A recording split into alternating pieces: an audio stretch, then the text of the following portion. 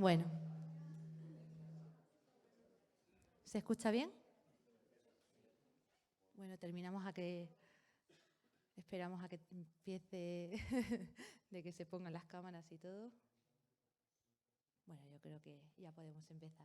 Bueno, pues muy buenas tardes a todos y muchísimas gracias por estar hoy aquí acompañándonos en la presentación del libro Trujillo Invisible, Marcas Sagradas en Piedra de Agustín Melchor Terrón.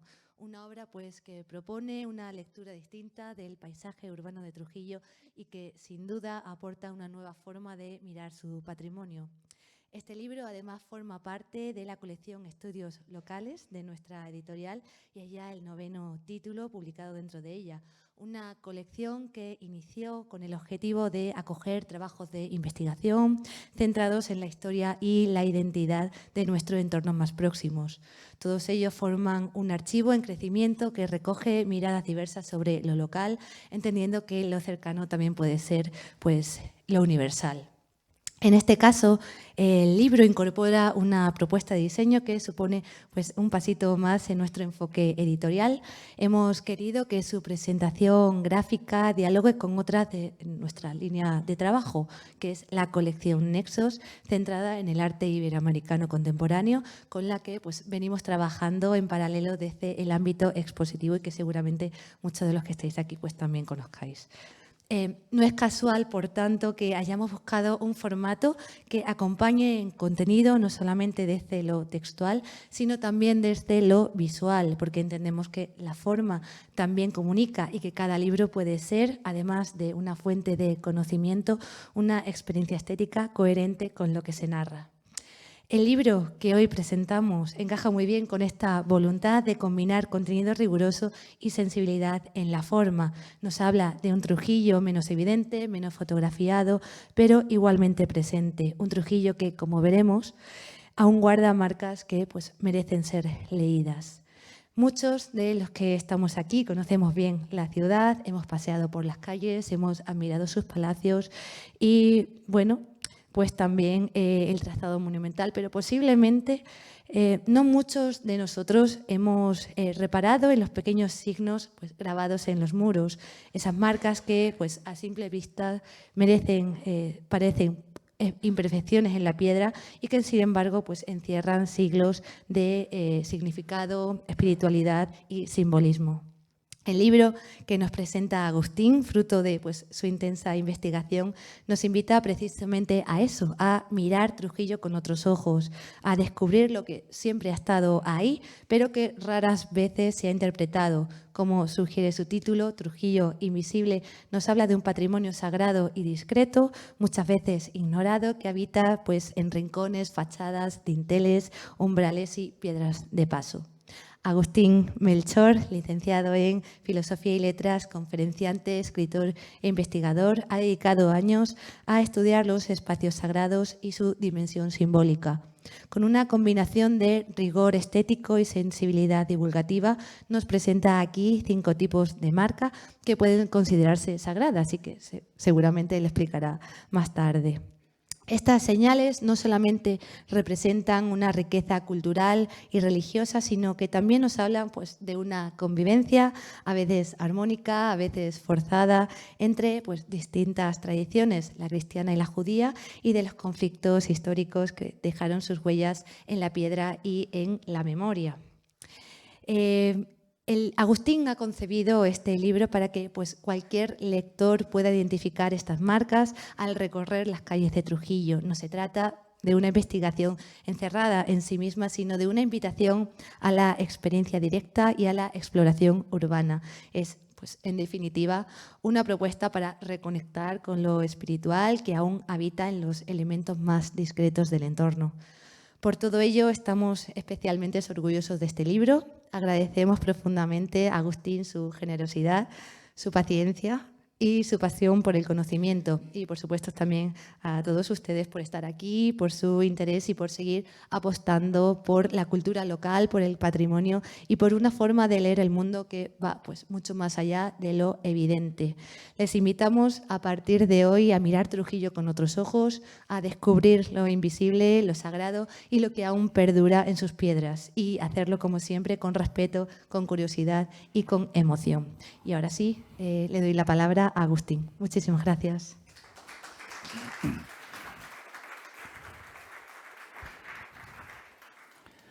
Buenas tardes, muchas gracias. Primero agradecer, obviamente, a la Fundación Obra Pía de los Pizarro y a la editorial del Palacio el haber confiado en esta obra y haberla publicado. Y especialmente a Beatriz por su trabajo, maquetación, apoyo, ayuda y seguimiento hasta que ha visto la luz el libro. Y gracias a todos los presentes, porque esta tarde había dos eventos, uno que el saber quién es el Papa y otro por la presentación del libro. El Papa ya lo sabemos quién es, ahora ya nos toca la presentación del libro, ¿vale? Vamos a hacer, mi idea es hacer dos partes esta tarde. Una primera parte, pues un ratillo, explico brevemente cuál ha sido el diseño, la estructura, etcétera, del libro, qué he querido transmitir con el libro. Y luego me gustaría salir a hacer un mini tour, una pequeña salidilla ahí por algunas calles de Trujillo, para ver solo algunas, porque no podremos verlas todas, evidentemente, y tampoco es cuestión de destripar el libro, ¿no? Va a ser que leerlo, pero sí por lo menos ver algunos de los detalles, algunas de esas marcas sagradas. Pues una vueltecilla que daremos aquí por unas calles, una rutilla, terminaremos por la zona de la plaza. Más o menos yo calculo unas 20 minutos, media hora aquí hablando, más luego las preguntas que sean oportunas, evidentemente. Y luego una salida pues que nos llevará media horilla, 40 minutos, depende del ritmo que llevemos, ¿no? Pero bueno, todo es sencillo y fácil. Trujillo invisible. ¿Por qué ese nombre? Pues bueno, las marcas sagradas en piedra, como subtítulo, es porque yo lo considero que es un patrimonio invisible. Primero porque son unas marcas, luego ya las pasaremos a verlas, a enumerarlas, unas marcas que de por sí la gente va por la calle y no suele verlas. Primero porque son pequeñitas, no son muy grandes.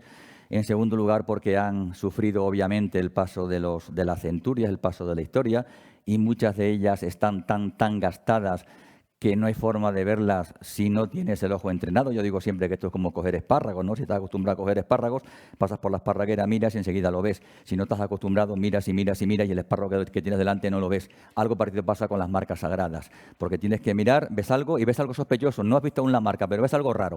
Y ya te paras, miras y a fin la encuentras, por decirlo así. Con lo cual es una parte invisible de nuestro patrimonio que podemos encontrar en cualquier portada de piedra o ventana de piedra, siempre en piedra. ¿Por qué? Porque obviamente estas marcas también se hicieron en su momento, se hicieron en materiales perecederos, por ejemplo la madera, pero con el paso del tiempo lo que nos queda es la piedra. Por eso tenemos que conformarnos, que no es poco, con las marcas en piedra.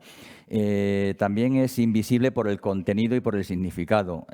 Puede que paseando, si nos demos cuenta de una marca, pero si no sabemos lo que subyace detrás del significado, del contenido de esa marca, pues también se vuelve algo inerte, algo invisible, puesto que no somos capaces de llegar en profundidad a lo que es. Y también invisible de cara a los investigadores. Obviamente Trujillo tiene un patrimonio riquísimo, un patrimonio vasto, brutal, pero los investigadores se centran o nos centramos en unos aspectos, cada uno el aspecto que domina o que le gusta. Y de las marcas sagradas en piedra que luego veremos, pues realmente algo que se ha citado en los coloquios históricos, algo que se ha citado en algún blog de algún investigador, pues podemos tener a lo mejor 5, 6, 8, 10, pero yo tengo recopiladas en el libro casi 200. Entonces, 200 marcas. Son muchas marcas y seguramente que haya más, porque habrá algunas que se me han pasado, ¿no? No se trata tampoco, no es un inventario cerrado, pero la idea es conocer las marcas, saberlas interpretar, y cuando vamos por la calle, si no vemos una que no está en el libro, bueno, pues ya tenemos que saber más o menos lo que puede significar. Y también nos sirve como trampolín hacia otras localidades, es decir, conociendo cada una de las marcas y su significado, podemos encontrar el significado de las mismas cuando las veamos en otro lugar. Digamos Cáceres, Plasencia, Valencia de Alcántara, Hervás, me da igual. Conociendo una, más o menos, podemos abordar el resto. Entonces, las marcas, como digo, sagradas en piedra, yo me he centrado en 5 marcas. Las vamos a pasar a enumerar ahora. Evidentemente, las marcas sagradas son más o pueden ser más, pero a mí yo he preferido centrarme en... ¿Esto no anda? No, al revés. A ver, está quieto esto. No se mueve. Vaya, se me ha ido la... ¿Por qué no anda esto? Anda. Esto está ronroneando, pero no anda. ¿Cómo puedo ir? A ver. Ahí está. Bueno, lo voy a dejar aquí. Luego lo tocaré, por si acaso.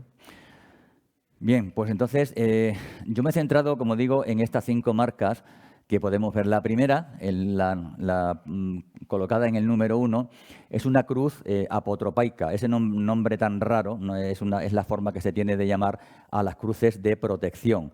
El término apotropaico es un término que se usa en antropología desde el punto de vista mágico, simbólico, y es una cruz que genera protección a la casa. Estamos hablando de cruces que se han ejecutado generalmente en la época medieval y tardomedieval.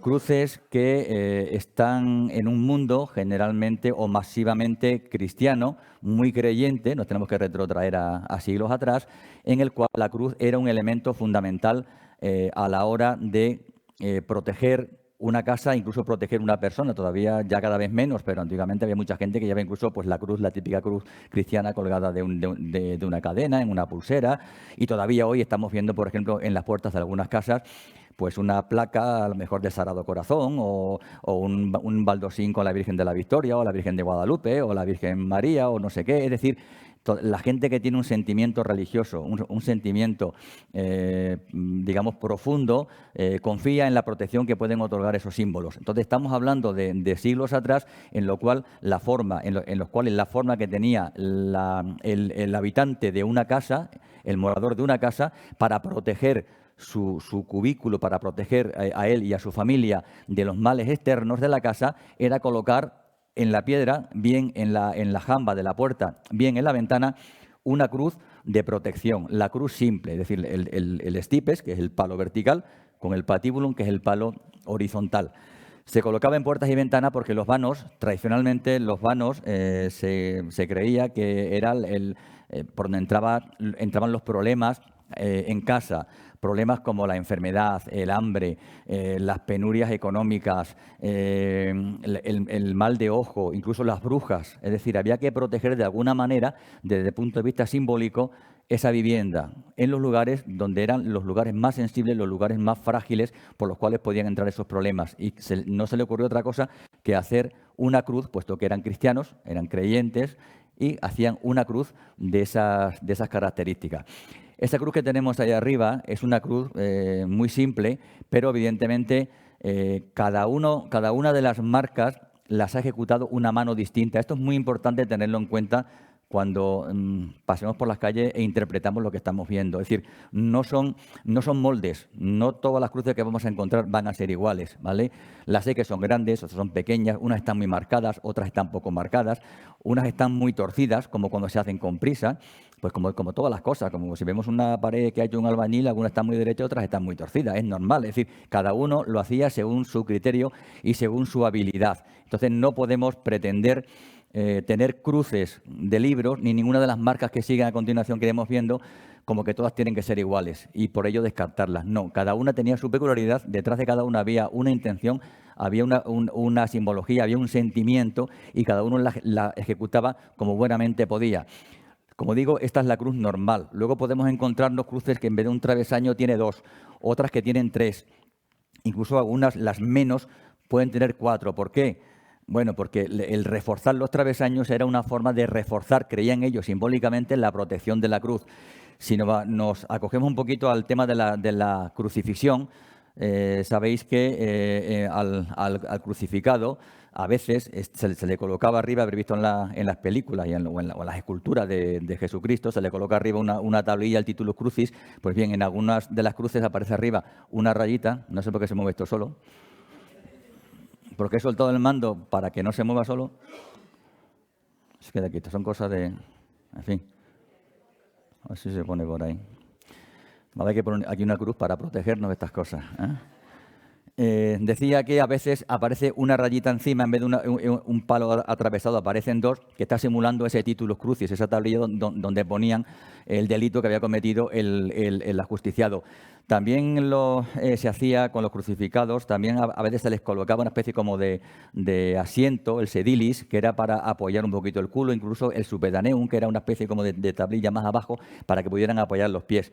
Claro, qué buenos eran que se preocupaban por el reo. No, de bueno nada, al revés. Lo que hacían de esa manera era alargar el sufrimiento y alargar la agonía, porque el que estaba colgado intentaba subirse como buenamente podía para arriba para no asfixiarse, porque el problema es cuando te quedas colgado directamente, el problema es la asfixia. Quiero decir que esa tipología, esa realidad histórica que teníamos de hace ya más de 2000 años, porque la crucifixión incluso se hacía en el tiempo de Alejandro Magno y antes, no es cosa solamente de los romanos.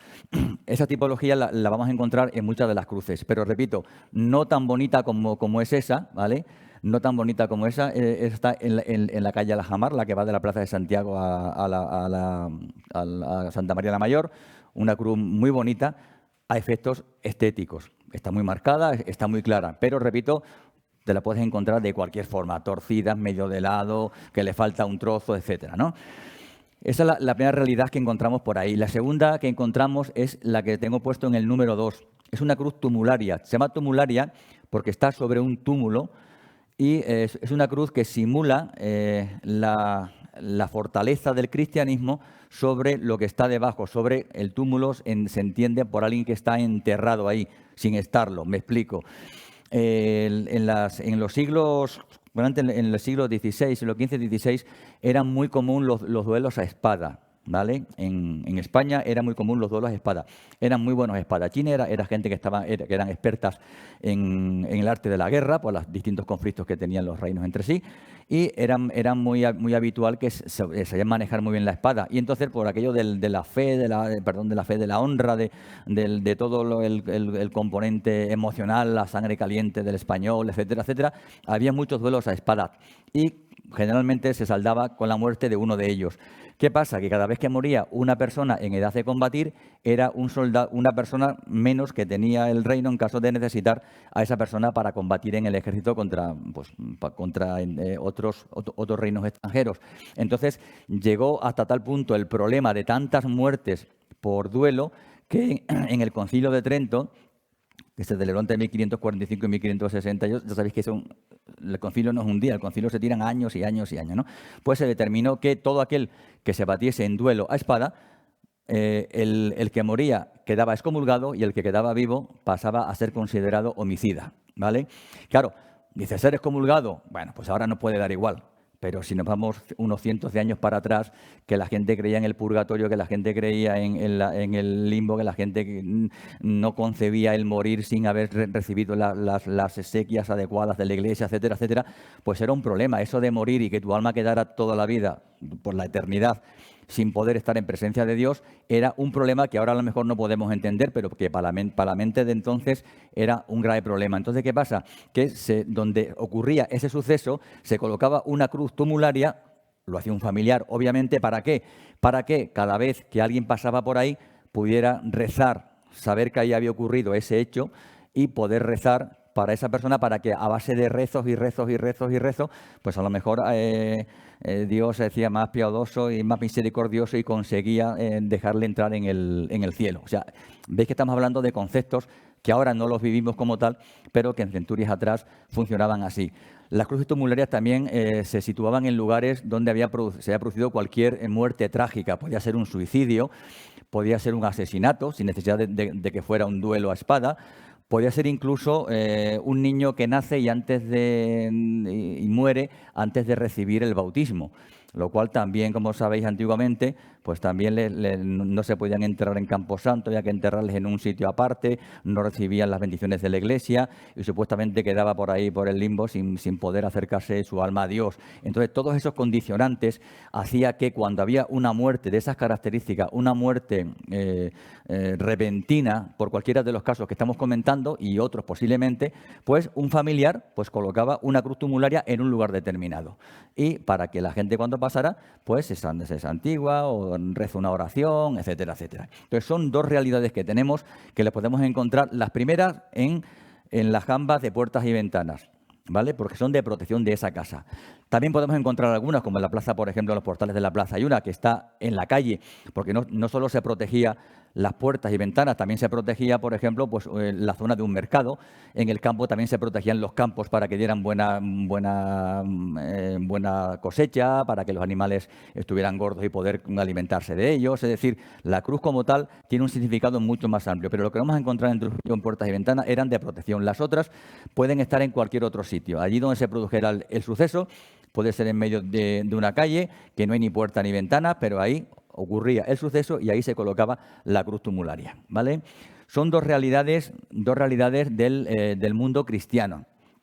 Pero paralelamente al mundo cristiano tenemos otro mundo, otro grupo de personas con otra religión. Hablamos de los judíos.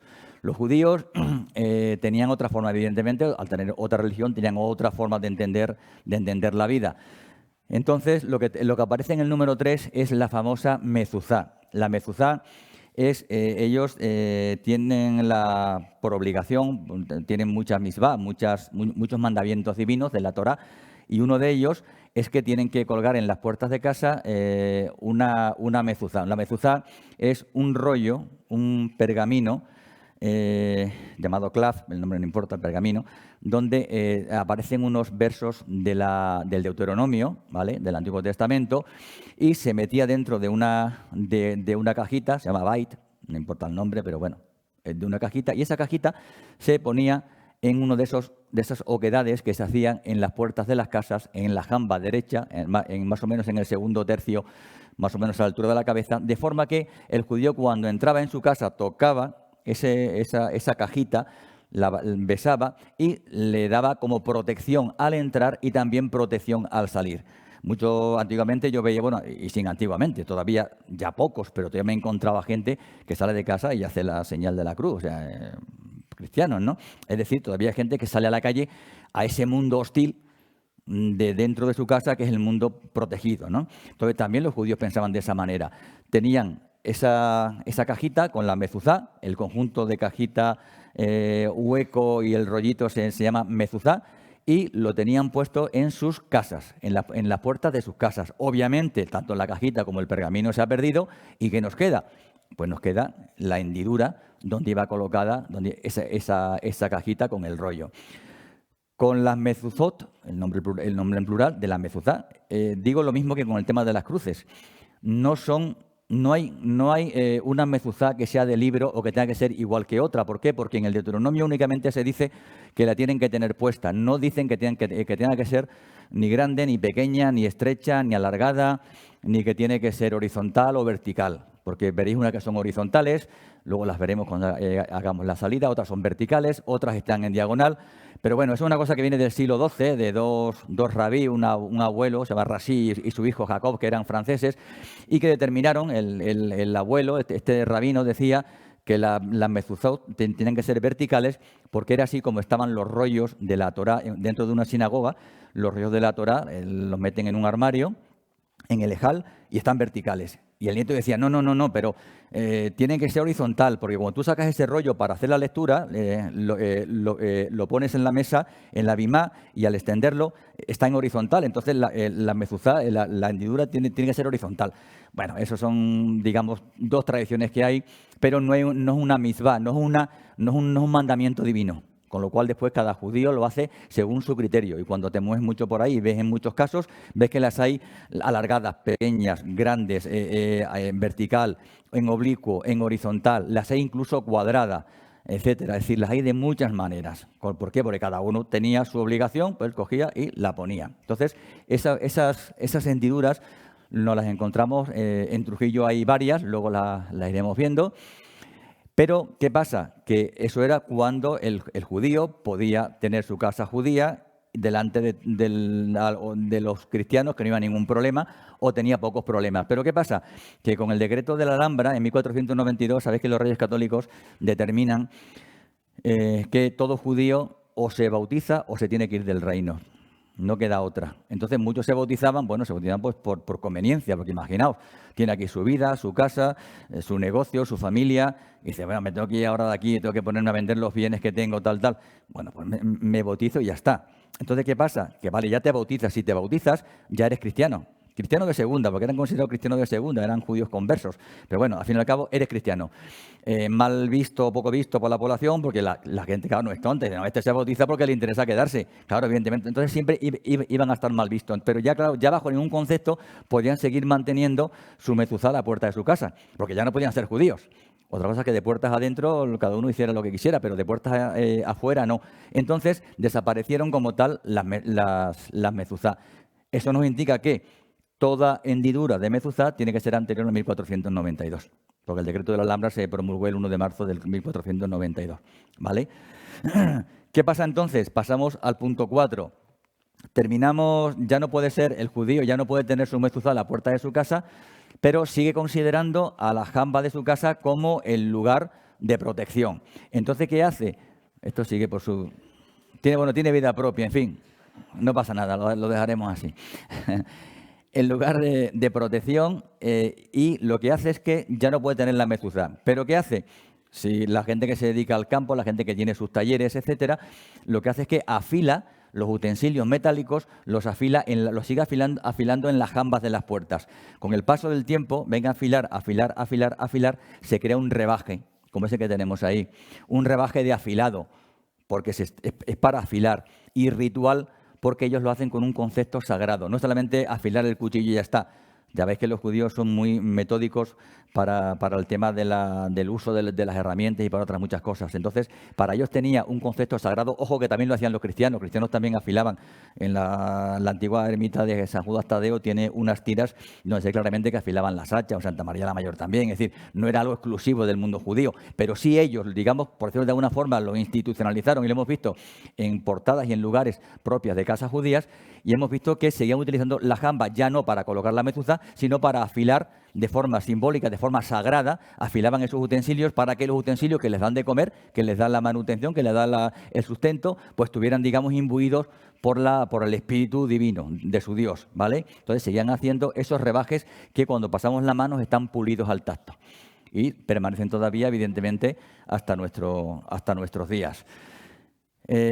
Luego ya, el número 5, pasamos a la Inquisición. Es decir, la Inquisición, ¿sabéis qué fue? El Santo Oficio era un tribunal eclesiástico, solo actuaba contra los bautizados. Esto es fundamental que lo sepamos. Es decir, antes de 1492 había judíos, musulmanes, no hay problema. La Inquisición no se mete con ellos. Hacen su vida, es su problema. La Inquisición solo se encarga de mantener la doctrina de la fe, que es como se llama el dicasterio del Vaticano actual, ¿no? El dicasterio para la doctrina de la fe. La moderna Inquisición, que ya no es Inquisición, pero bueno, para que nos hagamos una idea, ¿no? Ese Santo Oficio solo actuaba sobre los bautizados, de forma que cuando después de 1492 todo el que era judío, si se queda aquí, tiene que bautizarse, ya entra en juego, ya pasan a formar parte de esas posibles presas de la Inquisición, porque ya están bautizados. ¿Y por qué los judíos? Pues por dos razones fundamentales. Primera, porque la Inquisición no es tonta y sabía que muchos de ellos se bautizaban por conveniencia. Consecuentemente, de puertas hacia adentro, se llama que judaizaban, es decir, seguían practicando el judaísmo, seguían practicando su religión. Entonces, pues estaba pendiente porque eso se consideraba herejía, si se salían fuera de lo que era digamos, el marco institucional de la Iglesia Católica. Entonces, ya, digamos, estaban en su punto de mira. De igual manera, cuando a un hereje, fuera converso o no, le hacían un auto de fe, le hacían un juicio, en muchos de los casos, si procedía, se le requisaban los bienes. ¿Y quiénes eran quienes tenían los mayores cantidades de bienes, de casas y demás? Los judíos pudientes. Entonces, los judíos pudientes estaban en el punto de mira de la Inquisición. Con lo cual, cuando un judío se convertía al cristianismo, muchos de ellos grababan en las puertas de su casa esa cruz, una cruz con un triángulo debajo, la cruz sobre el triángulo. Es una cruz que se llama cruz de sobremesa o de converso. Es decir, el converso grababa una cruz. ¿Qué cruz? La que estaba acostumbrado a ver en los tribunales de la Inquisición, que son una cruz con peana. O sea, es una cruz que está pensada, cuando está en madera, para que esté apoyada encima de la mesa. Una cruz como la primera se caería. sea, tiene una peana. Entonces, el judío, que no estaba muy puesto en cuáles eran las liturgias y los símbolos cristianos, porque se había bautizado a la fuerza, pues decía, mira, yo no me la juego, yo voy a poner la cruz que sé que es la cruz que lleva la Inquisición, que es esa. Y entonces la colocaban. Claro, también es la misma cruz que colocaban o que hacían los familiares de la Inquisición. Cuando el inquisidor, con su guardia personal, que se llaman familiares, no es que fueran de la familia, pero se llaman así, familiares de la Inquisición, hacía un auto de fe a un judío converso, ya bautizado, y le requisaban la casa, claro, le ponían ese marchamo, ese sello, en señal de que esa casa pasaba a ser propiedad de la Inquisición. Es decir, le estaban requisando bienes. Y, de paso, quedaba de vista a todos para que vieran que la Inquisición estaba actuando. Sería también una forma de catequizar a la población el colocar casas con ese símbolo. Entonces, son los 5 tipos de marcas sagradas en los cuales yo me he centrado, con mucho más información detrás, que eso encontraréis en el libro, obviamente. Solo estoy dando unas pequeñas pinceladas. Porque hay otras marcas sagradas, evidentemente, pero yo me quiero centrar solamente en estas 5, que no es poco. Como digo, hay casi 200 entre unas y otras. Las cruces de converso y de Inquisición suelen ser las más homogéneas, porque tenían una tipología, digamos, basadas en un tipo de cruz que era la cruz sobre peana. Entonces, más o menos marcados, digamos que guarda cierto parecido unas con otras, cosa que no ocurre con ninguno de los elementos anteriores, ¿vale? Ninguno de los elementos anteriores. Y luego otra cosa, luego veremos al andar por Trujillo, veremos que ocurre una cosa. Decimos, por ejemplo, que la mezuzá, la del número 3, la colocaban en la parte derecha de la jamba, y resulta que ahora vas a una casa donde está y lo tienes en la parte izquierda. Dice, bueno, y esto pues no era en la derecha, sí, pero es que con el tiempo esas piedras las han cambiado de sitio, han demolido la portada, la han vuelto a rehacer y, consecuentemente, el albañil de hace 200 años, 100 años, que no sabe de qué va eso, pues la ha colocado donde buenamente le ha parecido y la puede poner más arriba o más abajo. Es decir, no vamos a encontrar la mezuzá de forma exquisita y pura en todas las portadas, porque son piedras remodeladas, removidas. Igual que podemos encontrar una cruz tumularia en algún sitio que ahí no pasó nada. Pero con aquello de traer material de aquí para allá, las distintas compañías de albañiles, pues han cogido una piedra que estaba ahí. Ah, mira qué bonito, pues mira, ponla que se vea, venga, porque se vea. Y la colocan aquí cuando venían a lo mejor de 100 metros de distancia. Es decir, nos está dando una información de una ejecución por una causa determinada, pero no necesariamente en el sitio que las encontramos ahora o están obedeciendo a esa circunstancia, ¿vale? Si tienes una pregunta, me podéis decir sobre la marcha, porque ¿dónde está el cacharrín este? No. Digo, ahora desapareció el cacharro. A ver. Bueno, para atrás. A ver. ¿Anda o no anda? A ver si ahora... Ahí está. Bueno, ¿dónde encontramos esas marcas? Esto es un plano de Trujillo, más o menos así sencillito, pero que le falta una cosa, bueno, no importa. Todos conocéis, lo que sí de Trujillo, sobre todo la calle de la Encarnación, donde están los bancos, está el BBV, el Estanco, Correos, Hacienda, toda esa calle principal es la calle de la Encarnación. Pues bien, casi todas las marcas de las que estamos hablando están de la calle de la Encarnación para arriba, hacia el norte, o sea, hacia acá. Más o menos cuando vienes en llano y empiezas a subir, y cuando pasas la calle de la Encarnación, ya empieza, digamos, la zona donde te encuentras esas marcas. Solo he encontrado 2 excepciones que están más al sur de la calle de la Encarnación. Una que está en la intersección con Francisco Pizarro, un antiguo hospital que había ahí, y como ese es una vía de paso, pues lógicamente un hospital del siglo XV, pues ahí me encuentro también una marca, pero está pegando prácticamente. Y otra, lo que es el Campillo, el barrio del Campillo, que es la salida de la antigua Nacional 521 hacia la antigua carretera de Madrid, donde está el monolito, el pirulo que llaman por ahí, ¿vale? Que es rollo y picota, paralelamente. Bueno, pues toda la zona esa es el barrio del Campillo, que se sabe que en el siglo XV ya estaba habitado, como separó de Trujillo un arrabal. Y ahí, a pesar de ser una zona relativamente moderna, por según cómo se ve, cómo se conforma el urbanismo del entorno, sin embargo, ahí también encontramos varias de estas cruces. ¿vale? Pasando el bar La Emilia, a la derecha, hay varias casas que tienen estas cruces, a pesar de ser un barrio que está alejado de lo que podríamos entender que es la parte más antigua de Trujillo.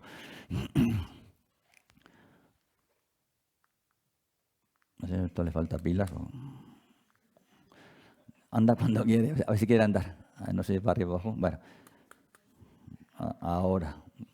Bien, esto que tenemos ahí es el índice de lo que podéis encontrar en el libro.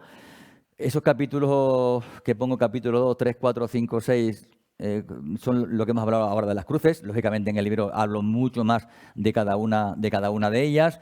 Y luego hay lo que llamo yo callejeando por Trujillo, que es lo bonito, es lo interesante, porque una vez que ya conoces esos capítulos, ya sabes lo que te vas a encontrar, pues luego ya tenemos una sucesión de recursos, de elementos, que lo tengo puesto por orden alfabético de calles. Así es más fácil acceder a ellos, excepto las iglesias, palacios o las puertas de la villa, que como tienen una entidad específica en sí, no le he querido poner por calle, sino que lo he puesto directamente. Palacio de la Orellana, Palacio del Marqués de la Conquista, Palacio de no sé qué. Sí, para que sea más fácil a la hora de buscar.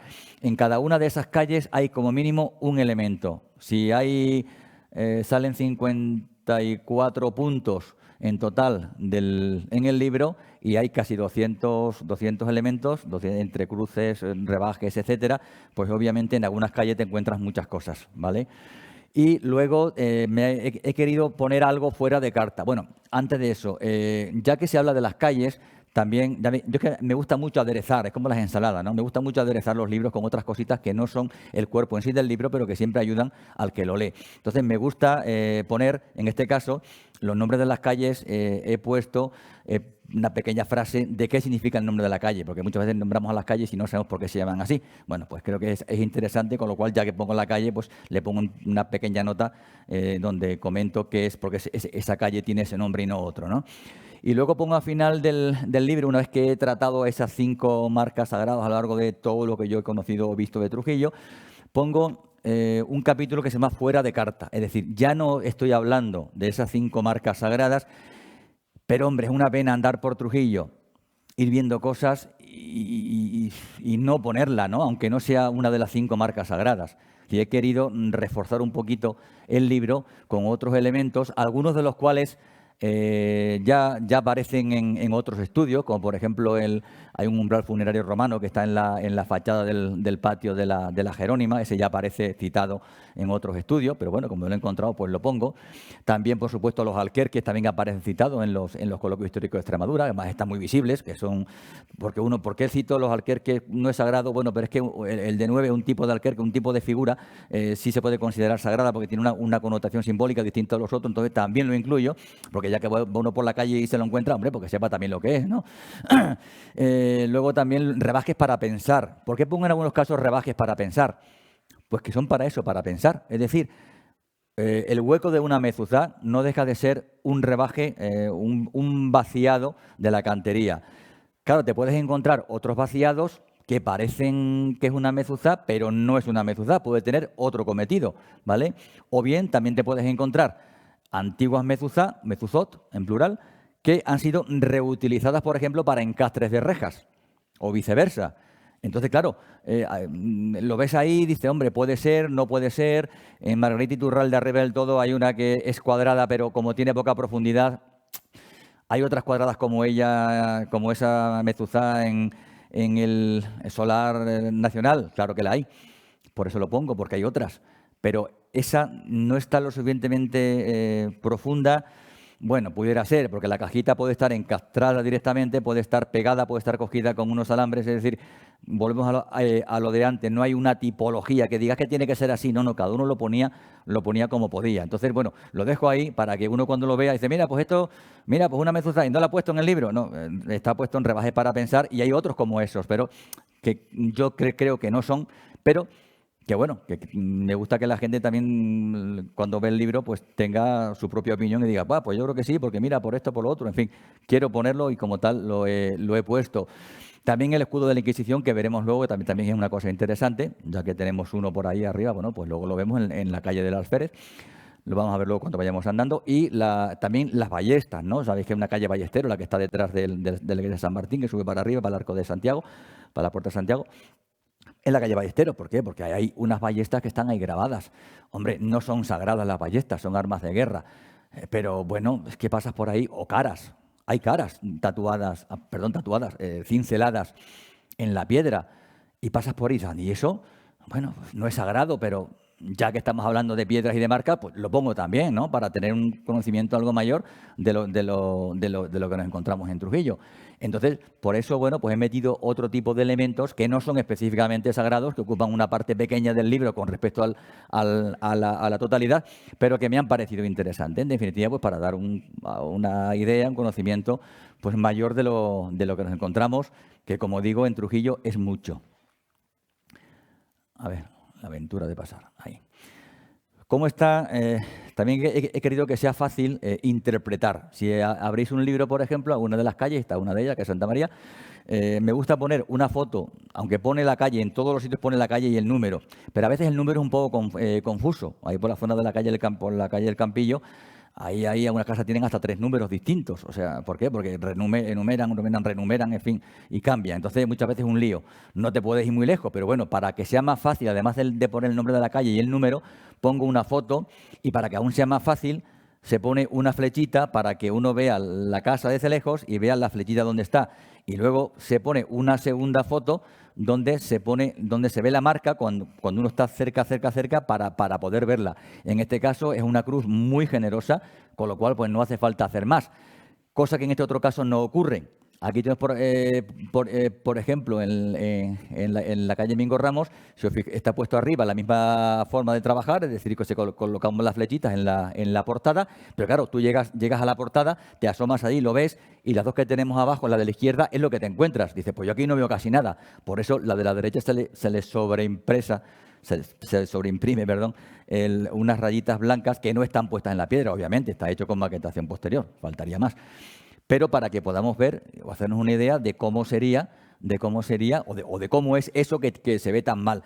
Porque respecto a verse mal o a verse bien, si vais alguna vez con el libro en la mano y algo no lo veis, volvéis otro día o a otra hora del día, incluso por la noche, incluso lloviendo, que lo que no veis lloviendo lo veis con sol, lo que no veis con sol por la mañana lo veis con sol por la tarde, y lo que no veis con sol lo veis con las farolas de la noche. A mí me ha tocado pasar muchas veces por cada una de las calles, muchas veces. Y dices, pero bueno, si ya pasó por aquí 4 veces y me encuentro ahora esto, y es que antes no lo he visto. ¿Por qué? Porque depende cómo dé la luz, se ve o no se ve, ¿vale?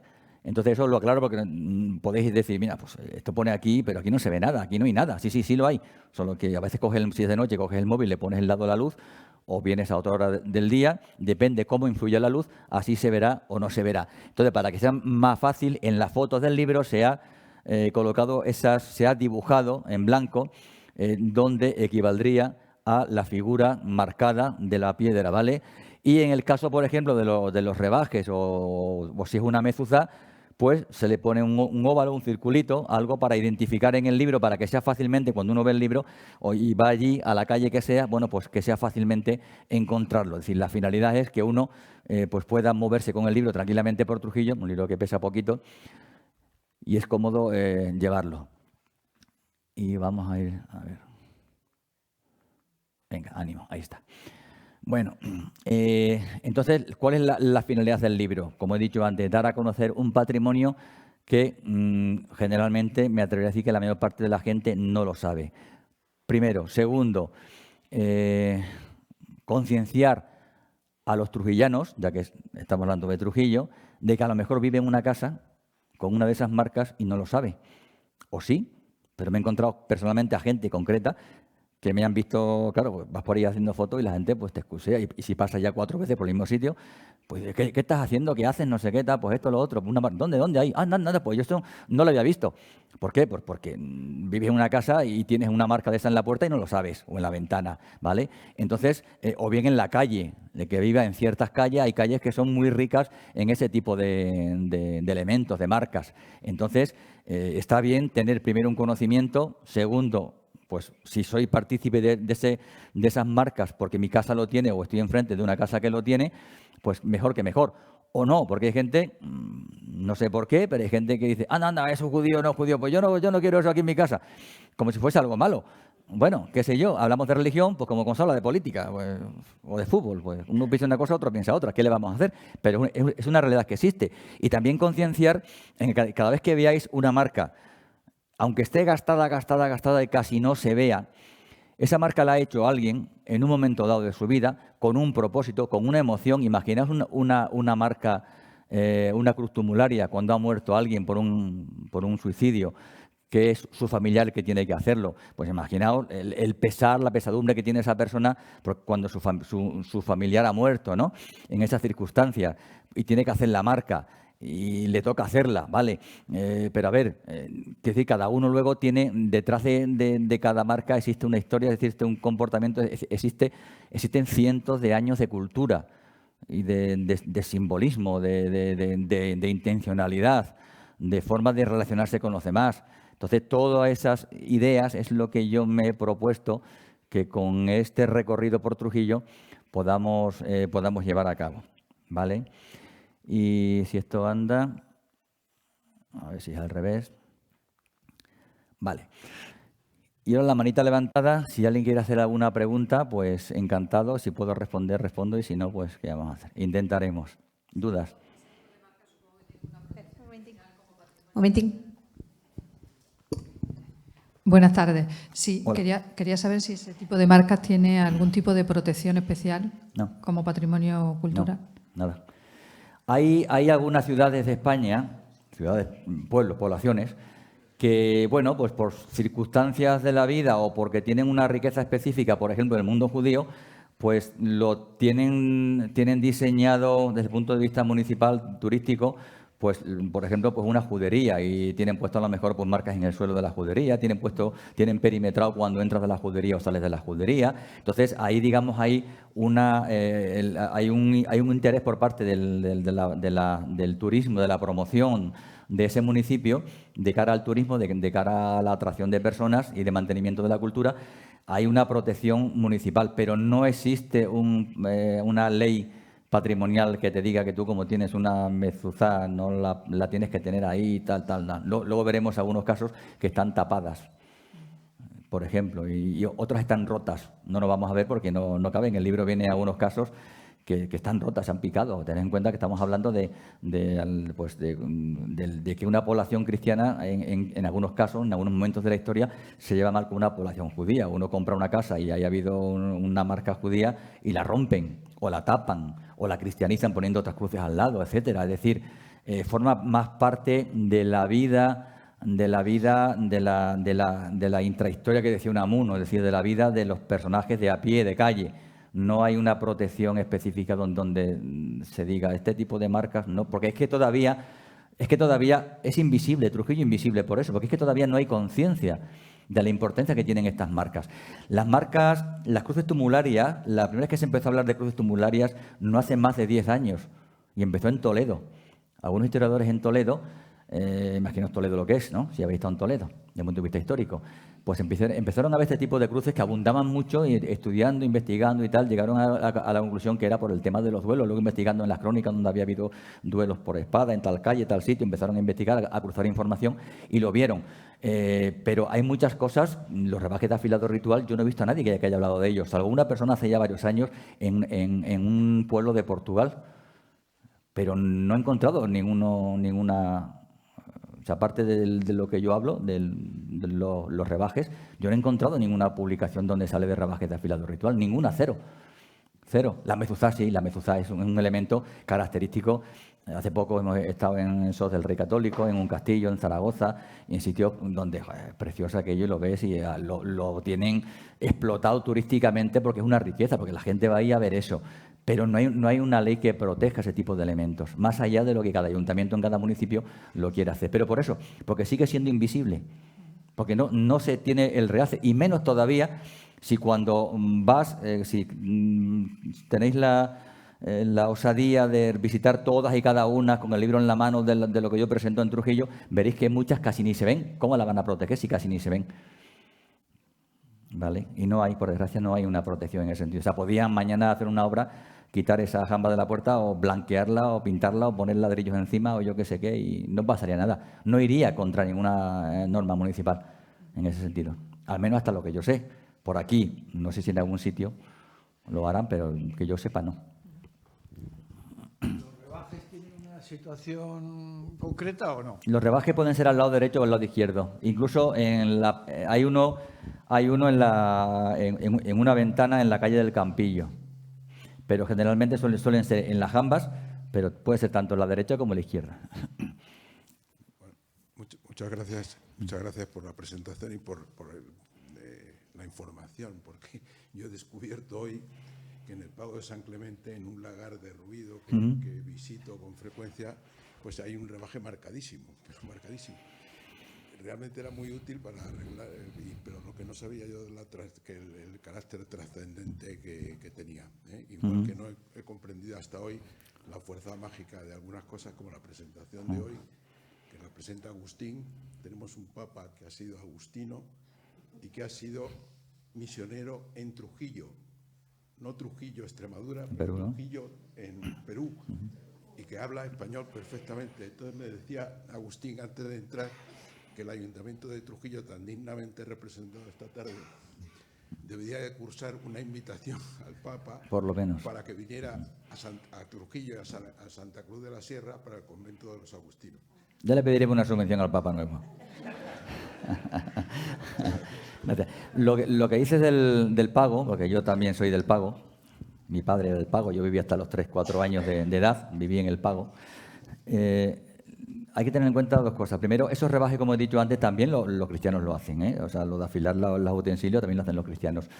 Lo que pasa es que lo que nos encontramos por ahí en las distintas poblaciones, al menos que se vea claramente, suelen ser verticales, tajos verticales. Y lo encontramos en varias catedrales por ahí, porque la catedral está en la plaza se hacía el mercado y en el mercado se afilaban los utensilios para los elementos, los trabajos que se hacían allí.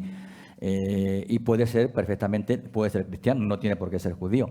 Pero no olvidemos que muchos de los casos, y luego veremos palacios que son con unos apellidos rimbombantes de la nobleza, eran descendientes de conversos. El mismo Torquemada, Fray Tomás de Torquemada, era descendiente de conversos. Como digo yo, se me tiene que hablar de correr un cojo, es decir, uno que es el azoz de los conversos y él era descendiente de conversos. Y muchos, Cervantes, se habla que lo era, Góngora y mucha gente de los que, primero porque eran descendientes y bueno, con el paso del tiempo incluso se pagaba por cambiar el nombre, el apellido, perdón, para no tener apellido de tradición judía, ¿no? Y en otros casos, esa persona pudiente compraba esa casa, esa casona, ese palacio, le ponía, que era cristiano, le ponía sus blasones y demás, y bueno, y tenía eso ahí, pero él era cristiano. Es decir, que luego tenemos varias posibilidades a la hora de encontrarnos, porque nos encontramos varias de esas cruces relacionadas con el mundo judío, nos las encontramos en varios de los palacios que tenemos en Trujillo con sus blasones nobiliarios.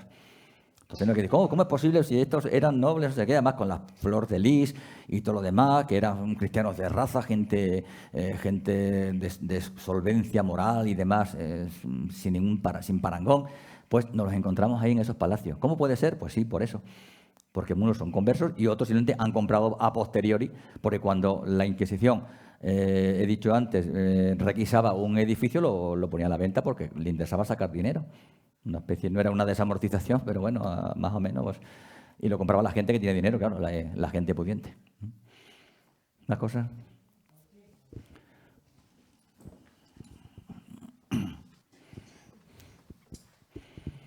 Buenas, yo estoy muy interesado en la cuestión judía. Y la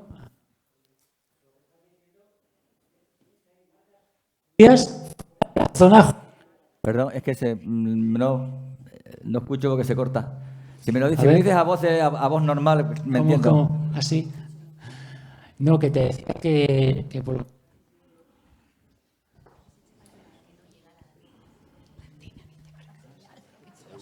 Dímelo directamente así, ya está. Venga, si te oigo.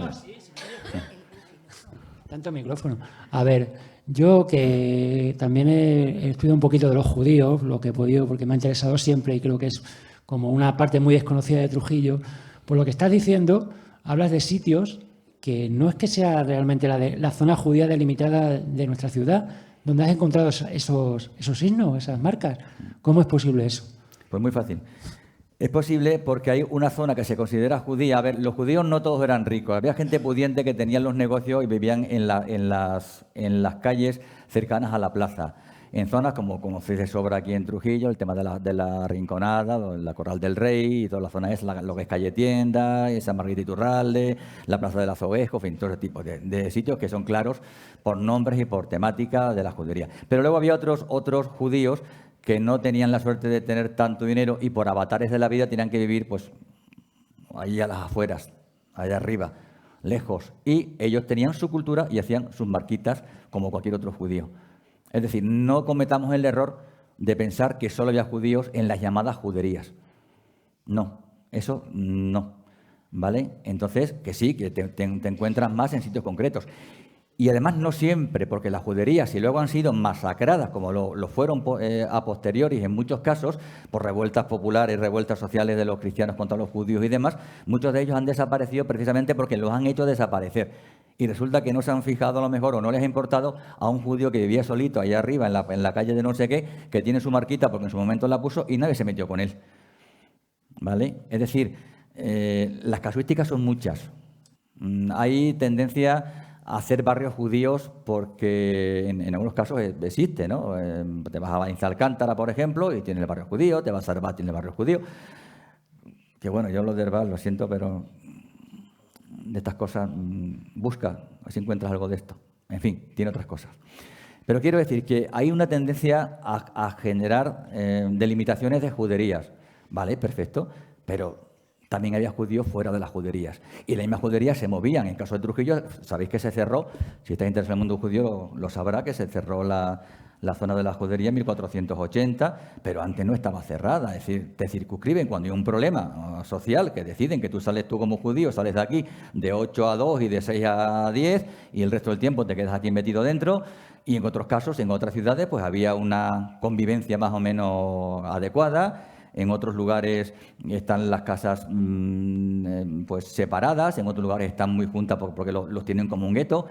Es variable. Igual que digo que no podemos ver las mezuzá o las cruces desde el punto de vista del libro, decir, no, es que si no tiene 10, 12 centímetros y tiene una inclinación ya no es. No, nos olvidamos de eso. Es decir, la realidad, la intracultura del día a día de la población es más rica y más variada que la clasificación que a posteriori, 500 años después, hemos querido hacer los que estudiamos todo esto. ¿Vale? Esa es mi opinión. ¿Le puedo convencer o no? No lo sé, no es cuestión de convencer a nadie, pero bueno, yo es que, ya digo, he visto marcas claramente judías fuera de lo que se considera el barrio judío, ¿no? Entonces, pues bueno, por eso, y muchas veces es difícil clasificar dónde está el barrio judío. En algunas poblaciones, pues te encuentras cosas sueltas, sin contar que a lo mejor resulta que una de las jambas que tiene una mezuzá ha venido de no sé dónde y en su momento la pusieron ahí y no tiene nada que ver con los judíos, también puede ser. Es decir, no es fácil sacar una conclusión a veces clara de lo que tenemos de 300, 400 años atrás, ¿no? Pero, repito, lo puede haber en cualquier sitio, en ese sentido. ¿Vale? ¿Las cosillas? No sé ni qué hora es. Perdón. Sí. Que también digo yo que significa que está la cruz de Estacolmonte en la iglesia de Santa María, sí, tanto en un contrafuerte como en las jambas. Muy buena pregunta. Exactamente. Había, es claro, no lo puedo contar todo aquí, entonces no leí el libro. No voy a hacer spoilers.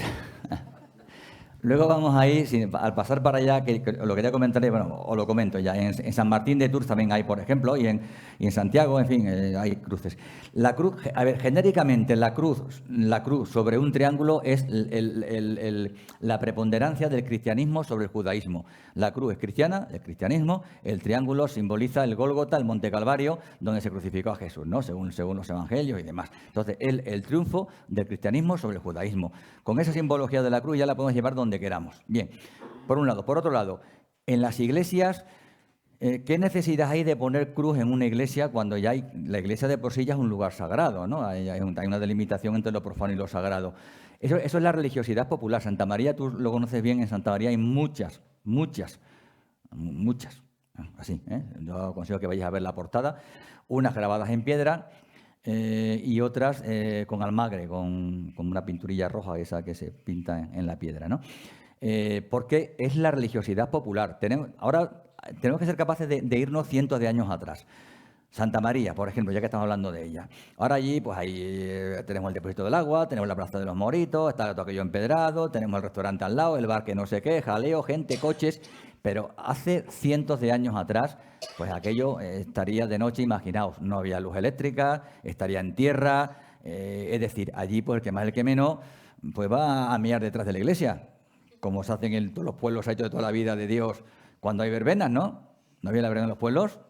Cuando a las 4 de la mañana los bares cerrados, ¿dónde vas a mear? Pues detrás de la iglesia. O sea, es el sitio propio de mear. Esto es una realidad, es así de claro. Entonces, ¿qué pasa? Que muchas veces la religiosidad popular pone cruces como diciendo, aquí esto es un lugar sagrado, aunque sean las 4 de la mañana. Aquí no se pueden arrojar inmundicias, no puede venir uno aquí a vomitar o a mear o a hacer yo qué sé.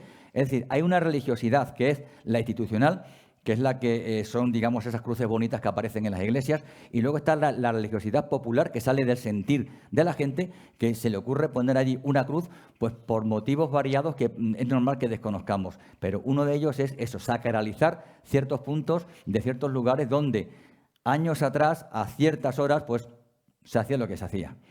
Porque una iglesia, si está fuera del horario litúrgico, pues allí no hay nadie.